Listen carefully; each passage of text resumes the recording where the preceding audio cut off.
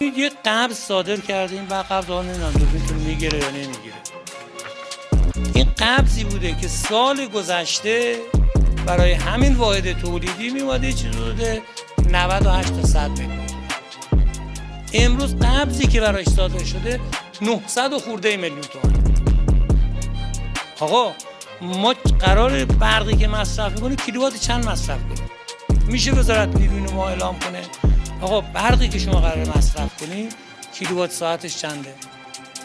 تعرفه صنعتی علی‌الظاهر 990 تومانه، اما وقتی قبض ما میخونیم میگه بهای انرژی تامین شده، ما و تفاوت ماده 16، ما و تفاوت اجرای مقررات، آبونمان، تجاوز از قدرت سوخت نیروگاه، بهای دوره، دیر کرده، من نمیدونم تعدیل دیر کرد دیگه چیه،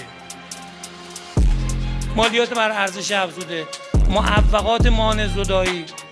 خدمت شما عرض کنم که باز میاد یه ترانزیت هم بهش اضافه میکنه، قبض برقی که مصرفیش 126 میلیون تومان بوده نتیجهش میشه 900 میلیون تومان، 930 میلیون تومان، یه چیز حدود 8 برابر.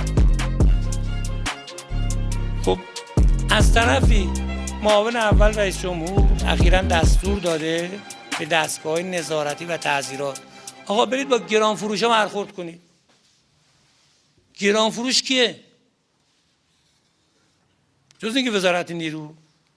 مگه میشه از سال گذشته تا الان برق ما 10 برابر بشه؟ آقا با چه ارزم بخش شما چه شکلی توجیه کردید؟ با چه استدلالی؟ وقتی هم سوال میکنیم ازشون میگن همینی که هست، میتونی پرداخت کن، میتونی پرداخت نکن.